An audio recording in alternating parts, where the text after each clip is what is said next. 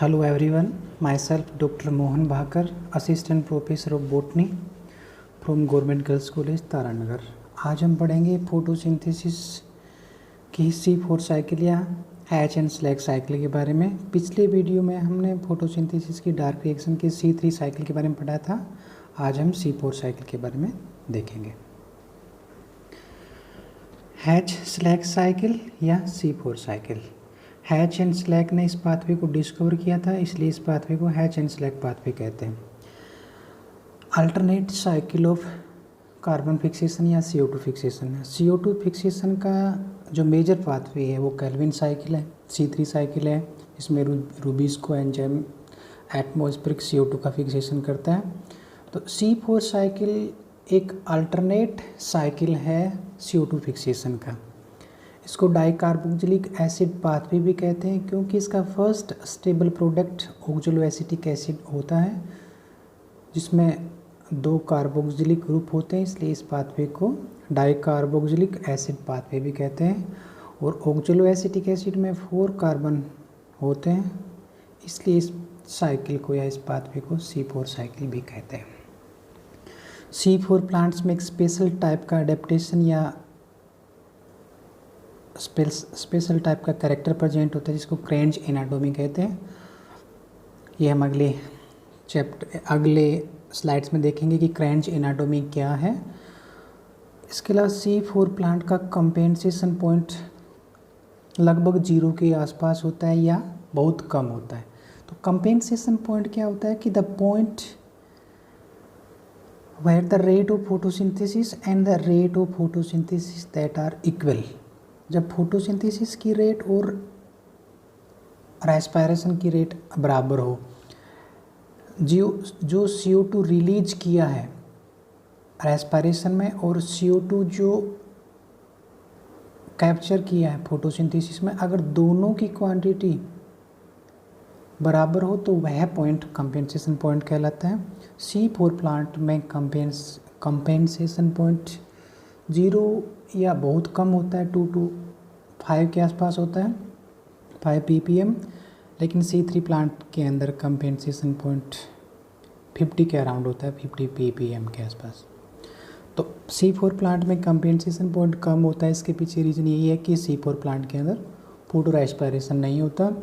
Rate of photosynthesis effective than C3 plant. C4 plant के अंदर photosynthesis C3 की तुलना में इफेक्टिव होता है।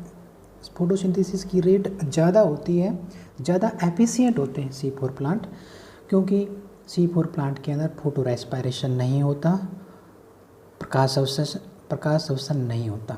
थोड़ा सा हम पहले फोटो रेस्पिरेशन के बारे में देखेंगे। फोटो रेस्पिरेशन है क्या। C3 साइकिल में हमने रूबिस्को एंजाइम को देखा था। रूबिस्को जो एटमॉस्फेरिक CO2 को RUBP सबस्ट्रेट के अंदर फिक्सेशन करता है, उसके अंदर एडिट करता है। तो राइबोलोज, बिसफॉस्फेट, कार्बोक्सिलेज एंड ऑक्सीजनेज दोनों एक्टिविटी होती है जो CO2 को भी RUBP में ऐड कर सकता है और ऑक्सीजन को भी RUBP के अंदर RUBP राइबोलोज बिसफॉस्फेट के अंदर ऐड या एडिट कर सकता है। जब टेम्परेचर ज़्यादा होता है तो उस कंडीशन में स्टोमेटा क्लोज हो जाते हैं। स्टोमेटा क्लोज होंगे तो अंदर जो ऑक्सीजन होगी वो अंदर ही रहेगी, बाहर से CO2 अंदर नहीं आएगी। तो इस कंडीशन में क्या होगा कि ऑक्सीजन की कंसंट्रेशन ज़्यादा हो जाएगी, CO2 की कंसंट्रेशन कम हो जाएगी। जब ऑक्सीजन की कंसंट्रेशन ज़्यादा होगी तो रूबिस्को की ऑक्सीजिनेज एक्टिविटी फंक्शनेबल होगी या रूबिस्को ऑक्सीजिनेज एक्टिविटी करेगा और इसके तहत फोटो रेस्पिरेशन होगा, जिसमें फर्स्ट स्टेबल प्रोडक्ट ग्लाइकोलेट बनता है। तो फोटो रेस्पिरेशन फोटोसिंथेसिस की रेट को कम करता है, क्योंकि ऑक्सीजन होगा तो CO2 का फिक्सेशन नहीं होगा। और इसके अलावा ये एसिमिलेशन पावर ATP को भी कंज्यूम करता है और इसके अलावा CO2 का भी लॉस होता है। तो ओवरऑल हम देखें तो फोटो रेस्पिरेशन फोटोसिंथेसिस के लिए एक हार्मफुल, एक नेगेटिव एस्पेक्ट का रिएक्शन है, C4 प्लांट के अंदर फोटो रेस्पिरेशन नहीं होता है और C3 प्लांट के अंदर फोटो रेस्पिरेशन होता है। इसीलिए C4 प्लांट में एक अडेप्टेशन है फोटो रेस्पिरेशन को ओवरकम करने के लिए, उसको चेक करने के लिए, उसको बंद करने के लिए एक स्पेशल टाइप का अडेप्टेशन है और इसी को C4 साइकिल या हैच-शेलैक साइकिल कहते हैं।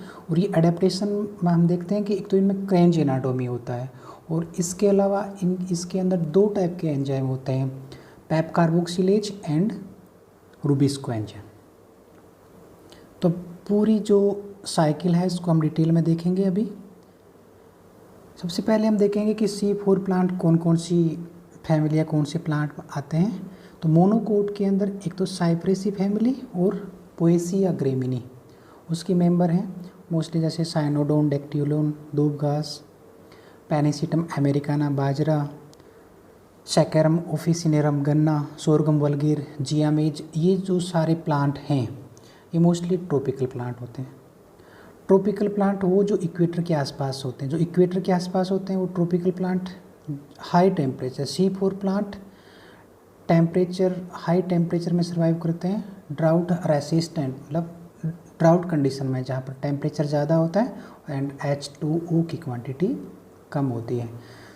जब टेम्परेचर ज़्यादा होता है तो स्टोमेटा क्लोज हो जाते हैं। स्टोमेटा क्लोज होंगे तो उसके बाद भी जो रेस्पिरेशन के अंदर जो CO2 रिलीज होगी उसी CO2 को कंज्यूम करके C4 प्लांट अपने फोटोसिंथेसिस को कंटिन्यू करते हैं और C4 के अंदर फोटो रेस्पिरेशन होता नहीं है। तो इस फोटो रेस्पिरेशन को ओवरकम करने के लिए और जो एनवायरनमेंट की जो रेस्पिरेशन के अंदर जो मेटाबॉलिक CO2 रिलीज हुई है उसी CO2 को कंज्यूम करके ये फोटोसिंथेसिस को कंटिन्यू रखते हैं। इनके अलावा डाइकोट में एजिएसी फैमिली के कुछ मेंबर एमारेंथेसी, चिनोपोडियसी, एस्ट्रेसी एंड यूफोर्बिएसी के मेंबर हैं, ये C4 प्लांट के अंतर्गत आते हैं। इसके बाद हम देखेंगे कि क्रेंच एनाटोमी, C4 प्लांट के अंदर जो क्रेंच एनाटोमी है ये क्या है। अगर हम C4 प्लांट की लीफ का सेक्शन देखें तो लीफ का बाहर सबसे ऊपर वाला portion upper epidermis, lower epidermis, centre में वैस्कुलर बंडल होता है, इसमें जाइलम एंड फ्लोएम होते हैं। जाइलम व फ्लोएम के जस्ट बाद एक लेयर होती है, उसको बोलते हैं बंडल शीथ सेल।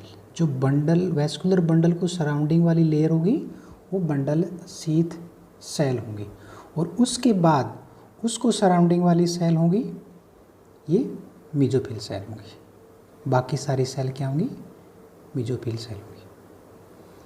तो ये मेसोफिल सेल है और ये बंडल शीथ सेल है। मेसोफिल सेल में क्लोरोप्लास्ट होता है, उसमें ग्रेना होता है और जो बंडल शीथ सेल है, जो वैस्कुलर बंडल को जस्ट सराउंडिंग वाली सेल हैं, उनमें क्लोरोप्लास्ट के अंदर ग्रेना नहीं होता। हमने क्लोरोप्लास्ट की स्ट्रक्चर देखी थी। क्लोरोप्लास्ट में स्टैक लाइक स्ट्रक्चर थी जिनको ग्रेना कहा जाता है और बाकी का पार्ट स्ट्रोमा। ग्रेना के अंदर लाइट रिएक्शन होती है और स्ट्रोमा के अंदर डार्क रिएक्शन। लाइट रिएक्शन में हमने देखा था कि लाइट रिएक्शन में एसिमिलेशन पावर बनता है, इसके अलावा लाइट रिएक्शन में फोटोलाइसिस ऑफ वाटर होता है और जिससे ऑक्सीजन रिलीज होती है। अगर ऑक्सीजन रिलीज होगी और वो रूबिस्को के पास होगी, तो रूबिस्को फोटो रेस्पिरेशन एक्टिविटी करेगा, फोटोसिंथेसिस कम होगी। तो मेसोफिल सेल में यह हम देखेंगे।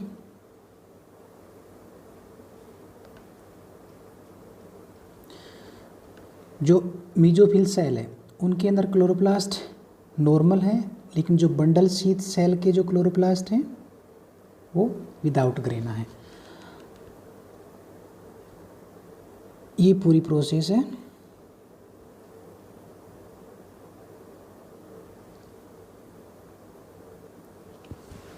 C4 प्लांट के लीफ की।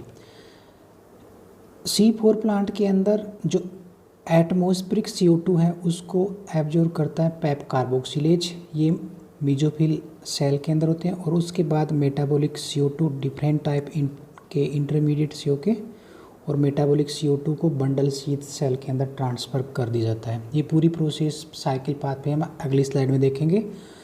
यहाँ हम सिर्फ क्रेंच एनाटोमी देख रहे हैं। और जो ये है एटमॉस्फेरिक CO2 और ये है मेटाबॉलिक CO2। और ये CO2 बंडल शीथ सेल से उसके बाद यहाँ पे बंडल शीथ सेल में कैल्विन साइकिल या C3 साइकिल होगा जिसके तहत ग्लूकोज का फॉर्मेशन होगा। और यहाँ पे जो क्लोरोप्लास्ट हैं उनमें कोई ग्रेना नहीं है और यहाँ पर सिर्फ C3 साइकिल होगा। और यहाँ पे है रूबिस्को यहाँ पे है। जब यहाँ पे कोई ग्रेना नहीं है तो कोई लाइट रिएक्शन नहीं होगी। लाइट रिएक्शन नहीं होगी तो वाटर का फोटोलाइसिस नहीं होगा। जब फोटोलाइसिस नहीं होगा तो ऑक्सीजन नहीं निकलेगी। ऑक्सीजन नहीं होगी तो फोटो रेस्पायरेशन नहीं होगा। और इस कंडीशन में मैक्सिमम रेट ऑफ फोटोसिंथेसिस होगा क्योंकि सिर्फ फोटो रेस्पायरेशन ही फोटोसिंथेसिस को कम्पीट करता है। तो यहाँ पे जो फोटोसिंथेसिस की रिएक्शन है C3 साइकिल है वो सिर्फ बंडल शीथ सेल में हो रहा है। और बंडल शीथ सेल में कोई ग्रेना नहीं है और कोई ऑक्सीजन की क्वांटिटी है ही नहीं। जब ऑक्सीजन ही नहीं है तो फोटो रेस्पायरेशन का कोई सवाल ही नहीं होता। तो इस प्रकार ये स्पेशल टाइप का डाइमॉर्फिक क्लोरोप्लास्ट प्रेजेंट होता है C4 प्लांट की लीफ में। C3 प्लांट में सिर्फ मीजोफिल सेल होती हैं। इस प्रकार के डाइमॉर्फिक क्लोरोप्लास्ट जैसे कोई अरेंजमेंट नहीं होता। वहाँ पर सिर्फ और सिर्फ रूबिस्को एंजाइम होता है। वही एटमॉस्फेरिक CO2 को RUBP में ऐड करता है और वही कार्बोक्सिलेशन रिएक्शन करता है। यहाँ पे एटमॉस्फेरिक CO2 को फिक्सेशन का काम पैप कार्बोक्सिलेज करता है और मेटाबॉलिक CO2 का फिक्सेशन का काम रूबिस्को एंजाइम करता है। तो यहाँ पर दो टाइप के एंजाइम हैं और दो टाइप के डाइमॉर्फिक क्लोरोप्लास्ट हैं। एक में ग्रेना प्रेजेंट है और एक में ग्रेना एब्सेंट है। तो इस प्रकार की जो डाइमॉर्फिक या स्पेशल टाइप की स्ट्रक्चर होती है जिसको क्रेंच एनाटोमी कहते हैं जो C4 प्लांट के अंदर प्रेजेंट होती है। इसके बाद हम देखेंगे कि C4 साइकिल या C4 हैच स्लैग पाथवे का क्या पूरा प्रोसेस है। ये मीजोफिल सेल, ये बंडल शीथ सेल और इसके जस्ट पास में जाइलम फ्लोएम, ये जिसको सराउंडिंग करेंगे ये बंडल शीथ सेल होंगी और ये मीजोफिल सेल होंगी। एटमॉस्फेरिक CO2 को फोस्फोइनोल पायरुवेट सबस्ट्रेट में पैप कार्बोक्सिलेज एंजाइम इसमें कार्बोक्सिलेशन रिएक्शन करेगा और एटमॉस्फेरिक CO2 का एक्सेप्टर पैप कार्बोक्सिलेज एंजाइम होता है और PEP carboxylase enzyme phosphoenolpyruvate को कन्वर्ट करेगा ऑक्जेलो एसीटेट में। इसको बोलते हैं ऑक्जेलो एसीटेट या OAA।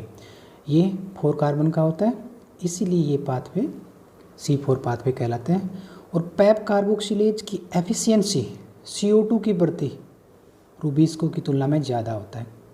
इसका मतलब पैप कार्बोक्सिलेज एनवायरनमेंट या एटमॉस्फेरिक CO2 को ज़्यादा एफिशिएंटली एब्जॉर्ब करके और पैप फोस्फोइनोल पायरुवेट के साथ एडिट करके ऑक्जेलो एसीटेट का फॉर्मेशन करता है।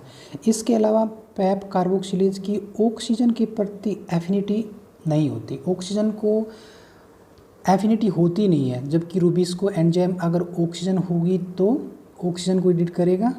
तो ये एक एफिशिएंट बनाता है C4 पाथवे को, C3 पाथवे की तुलना में ज़्यादा एफिशिएंट बनाता है। और उसके बाद ऑक्जेलो एसिटिक एसिड रिडक्शन प्रोसेस के थ्रू NADPH को यूज करके यहाँ पर रिडक्शन होगा और मैलेट में कन्वर्ट होगा। मैलेट इंटर करेगा बंडल शीथ सेल में।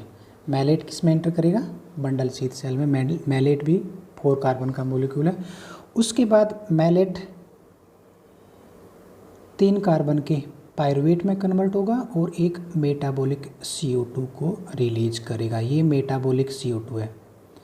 अब इस मेटाबॉलिक CO2 को रूबिस्को एंजाइम RUBP सबस्ट्रेट के साथ कार्बोक्सिलेशन रिएक्शन करके जो कैल्विन साइकिल है उसके बाद PGA बनेगा, उसके बाद PGAL बनेगा, उसके बाद PGAL के कुछ मोलिक्यूल ग्लूकोज बनाएंगे और कुछ मोलिक्यूल वापस RUBP रीजनरेशन रिएक्शन के तहत। ये पूरी साइकिल C3 साइकिल चलती है जिसमें सिर्फ मेटाबॉलिक CO2 ही कंज्यूम होती है।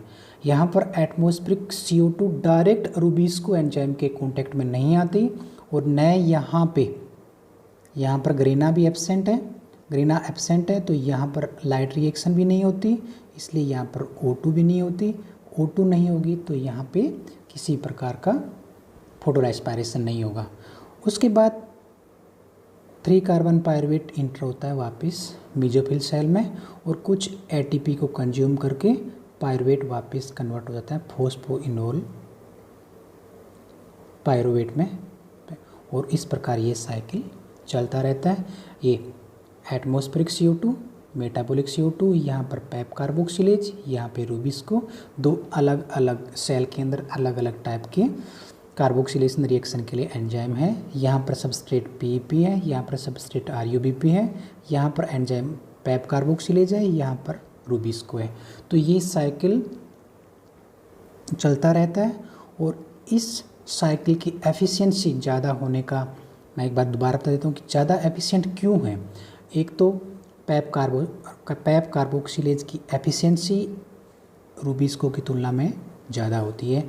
ये CO2 के प्रति ज़्यादा एफिशिएंट होता है और ऑक्सीजन के प्रति कोई रिएक्शन नहीं करता, इसलिए सिर्फ और सिर्फ फोटोसिंथेसिस होगा और किसी प्रकार की ऑक्सीजन कैप्चरिंग एक्टिविटी नहीं होगी। इसके अलावा यहाँ पे जो C3 साइकिल होता है, यहाँ पे ग्रेना एब्सेंट है, यहाँ पे ग्रेना नहीं है। बंडल शीथ सेल में ग्रेना नहीं है तो लाइट रिएक्शन नहीं होगी और लाइट रिएक्शन नहीं होगी तो ऑक्सीजन रिलीज नहीं होगी।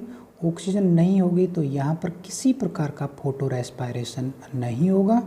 फोटो रेस्पायरेशन नहीं होगा तो रूबिस्को एंजाइम सिर्फ और सिर्फ फोटोसिंथेसिस करेगा और फोटोसिंथेसिस की रेट हाई होगी as compare to C3 plant और वापस ये साइकिल चलता रहता है। यहाँ पर एक एडिशनल ATP का रिक्वायरमेंट होता है। C3 साइकिल की तुलना में एक एडिशनल स्टेप है जहाँ पर एनर्जी को कंज्यूम किया जाता है। तो ये है C4 साइकिल या हैच एंड स्लैग पाथवे। अब हम दोनों pathway C3 cycle and C4 cycle या C3 एंड C4 प्लांट्स के में डिफरेंस देखेंगे कि दोनों में क्या डिफरेंस है। C3 plant and C4 plant.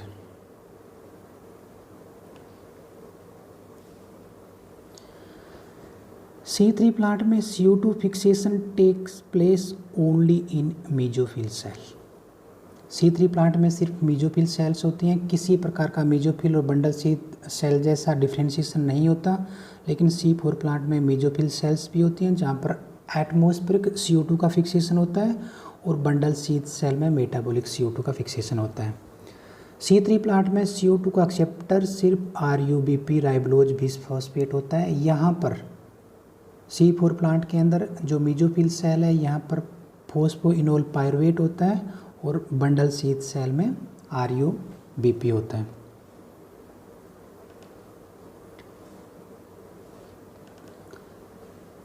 C3 plant के अंदर first stable product PGA phosphoglycerate होता है और C4 प्लांट के अंदर फर्स्ट स्टेबल प्रोडक्ट ऑक्जेलो एसीटेट या ऑक्जेलो एसिटिक एसिड, ये 4 कार्बन का होता है, ये 3 कार्बन का होता है, इसलिए इसको C3 प्लांट कहते हैं, इनको C4 प्लांट कहते हैं। फर्स्ट स्टेबल प्रोडक्ट में कितने कार्बन हैं, इन कार्बन के बेस पे इनको C3 प्लांट, इनको C4 प्लांट कहते हैं। यहाँ पर किसी प्रकार की क्रेंज एनाटोमी प्रेजेंट नहीं होती और यहाँ पर क्रेंज एनाटोमी प्रेजेंट होती है। Granum is present in mesophyll cell. Mesophyll cell में ग्रेनम प्रेजेंट होते हैं। यहाँ मेसोफिल सेल में तो ग्रेनम प्रेजेंट होते हैं, लेकिन जो बंडल शीथ सेल है, बंडल शीथ सेल है जहाँ पर C3 साइकिल या कैल्विन साइकिल होता है, वहाँ पर किसी प्रकार का ग्रेना प्रेजेंट नहीं होता, इसलिए यहाँ पे क्लोरोप्लास्ट नॉर्मल होता है और यहाँ पर क्लोरोप्लास्ट डाइमॉर्फिक होते हैं। डाइमॉर्फिक, कहीं पे ग्रेना प्रेजेंट होता है, कहीं पर एब्सेंट होता है, इसलिए इनको डाइमॉर्फिक क्लोरोप्लास्ट कहते हैं। C3 प्लांट का optimum temperature 20 to 25 degree centigrade होता है और C4 प्लांट का optimum temperature 30 to 45 degree centigrade होता है।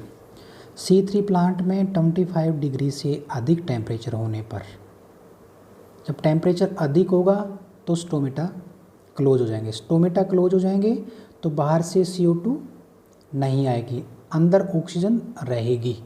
तो इस कंडीशन में क्या होगा कि रूबिस्को के लिए ऑक्सीजन अवेलेबल होगी और CO2 अवेलेबल नहीं होगी। इस कंडीशन में C3 प्लांट में क्या होता है, फोटो रेस्पायरेशन होता है।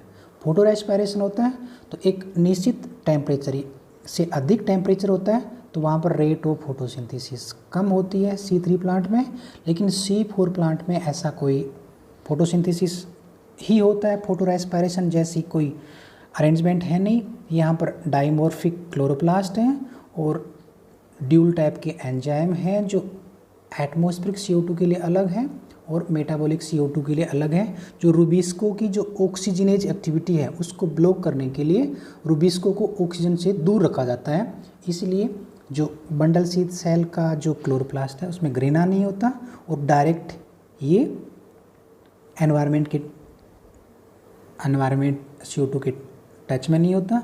और इसके अलावा C4 प्लांट के अंदर जो रेस्पायरेशन जिससे जो CO2 रिलीज होती है, अधिक टेम्परेचर अधिक है C4 प्लांट में, स्टोमेटा क्लोज होगी तो एनवायरनमेंट की CO2 इंटर नहीं करेगी।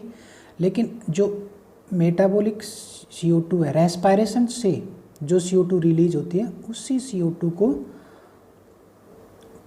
कंज्यूम करके और बंडल शीथ सेल के अंदर C4 साइकिल या C3 साइकिल चलता रहता है। तो C4 साइकिल एफिशिएंट हैं क्योंकि जो C3 साइकिल है वो बंडल शीथ सेल के अंदर होता है और वहाँ पर ऑक्सीजन है नहीं, तो लिटिल अमाउंट या little quantity of CO2 that also run the rate of photosynthesis, the process of photosynthesis. C3 plant के अंदर fixation of CO2 at 50 ppm और fixation of CO2 even less than 10 ppm। अगर CO2 की concentration environment में कम है तो भी C4 cycle या C4 प्लांट के अंदर फोटोसिंथेसिस एफिशिएंट होता है, अधिक मात्रा में होता है। लेकिन C3 प्लांट को एक निश्चित क्वांटिटी तक CO2 चाहिए, उससे कम होने पर इनमें फोटोसिंथेसिस की रेट डिक्रीज होती है। लेस एफिशिएंट होते हैं C3 साइकिल या C3 प्लांट क्योंकि इनमें फोटो रेस्पायरेशन होता है। सबसे इम्पोर्टेंट, सबसे जो मेजर डिफरेंस है ये फोटो रेस्पायरेशन का है। C4 के अंदर फोटो रेस्पायरेशन नहीं होता, एक स्पेशल टाइप का एक अडेप्टेशन है फोटो रेस्पायरेशन को ओवरकम करने के लिए और तभी इनमें रेट ऑफ फोटोसिंथेसिस ज़्यादा होती है। RUBP carboxylase enzyme use for fixation, यहाँ पर सिर्फ रूबिस्को एंजाइम एक ही होता है। यहाँ पर पेप कार्बोक्सिलेज एंड रूबिस्को दो अलग अलग सेल के अंदर, मेसोफिल सेल के अंदर PEP carboxylase and bundle sheath cell के अंदर रूबिस्को एंजाइम होता है। यहाँ पर टोटल 18 ATP यूज किया जाता है 1 मॉलिक्यूल ऑफ ग्लूकोज के फॉर्मेशन पे। लेकिन यहाँ पे कुछ स्टेप एक्स्ट्रा होते हैं, टोटल 30 ATP की रिक्वायरमेंट होती है एक मॉलिक्यूल ग्लूकोज बनाने में। Efficient at low CO2, efficient at higher CO2। इनके एग्जांपल हैं पैडी, व्हीट, पोटैटो और इनके एग्जांपल हैं शुगर केन, जियामेज, सोरगम वल्गेर, एमारेंथस, साइनोडोन, डेक्टिलोन। ये जो ट्रॉपिकल प्लांट हैं ये C4 प्लांट की कैटेगरी में आते हैं। तो हमने आज C4 प्लांट के बारे में देखा। अगर हम एक पूरे लेक्चर का ओवरव्यू देखें तो C4 प्लांट के अंदर rate of photosynthesis C3 plant की तुलना में ज़्यादा होती है। ज़्यादा एफिशिएंट प्लांट है C4 प्लांट C3 की तुलना में। इसके पीछे दो ही रीज़न है। पहला रीज़न, इनमें फोटो रेस्पायरेशन नहीं होता। फोटो रेस्पायरेशन क्यों नहीं होता? क्योंकि इनमें जो रूबिस्को एंजाइम या कैल्विन साइकिल होता है बंडल शीथ सेल में, वहाँ पर ग्रेना नहीं होता, वहाँ पर ऑक्सीजन बहुत कम या नेग्लिजिबल अमाउंट में होती है। और इसके अलावा इनमें एनवायरनमेंट CO2 या एटमॉस्फेरिक CO2 को एब्जॉर्ब करने के लिए पेप कार्बोक्सिलेज होता है और उसकी एफिशिएंसी रूबिस्को की तुलना में ज़्यादा होती है। और पेप कार्बोक्सिलेज की ऑक्सीजन के प्रति कोई एफिशिएंसी नहीं होती, इसलिए पेप कार्बोक्सिलेज रूबिस्को की तुलना में ज़्यादा एफिशिएंट एंजाइम होता है और वो रेट ऑफ फोटोसिंथेसिस को इंक्रीज करने में हेल्प करता है। तो ये C3 प्लांट और C4 प्लांट का मेजर डिफरेंस है, लेकिन C3 प्लांट में एनर्जी कम कंज्यूम होती है, टोटल 18 ATP यूज होते हैं, लेकिन C4 प्लांट में एक मोलिक्यूल ग्लूकोज का फॉर्मेशन में टोटल 30 ATP की रिक्वायरमेंट होती है। और ये C3 प्लांट और C4 प्लांट में ये मेजर डिफरेंस है। Thank you.